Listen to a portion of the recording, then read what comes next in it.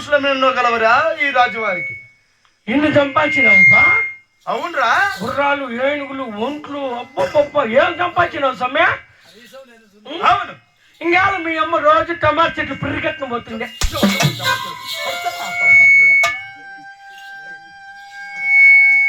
ఎవరిని చూసేవారు అనుకుంటారు?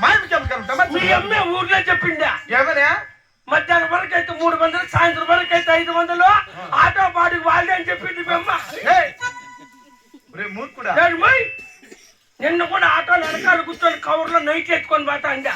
ఓహో రే, ఆటోలో కూర్చుంటానండి మరి పురి కట్టేదాన్ని కదరా, పురి కట్టించేదాన్ని కూలతో దొరికి. అవునా? అయితే నిన్న సాయంత్రం మేము మా ఇంటి కాటికి వచ్చిందా? ఏంటిగా? టమాటా పసులు మెత్తుకుంటా అండి, పాత షర్ట్ ఉంటే ఒకటేనని వచ్చిందే మేమ్మ. మెత్త కొట్టేద్దాం అనుకుంటా నా పిల్లమ్మను గబాన్ ఇచ్చేసింది. అట్లే నీ పెళ్ళ నీ సెట్ మా అమ్మ చేతికి ఇచ్చిందా? ఏమో వచ్చింది పాపమా, నా పెళ్ళాం ఇచ్చేసింది. అటువంటి మాటలు మాట్లాడినావు అనుకో, నేలకు తక్కువ వేస్తాను నీకు. ఏం సంబంధం రా?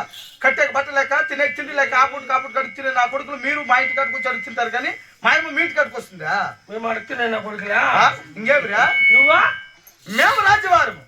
మొన్న వచ్చి నీ పెళ్ళాము రాగి పిండి ఎత్తుకొని పోయింది మా ఇంటికాడ. బదులుకో గలాసు కూడా ఇచ్చింది ఇంతవరకు. ఏమిరి మా ఇంట్లో తక్కువ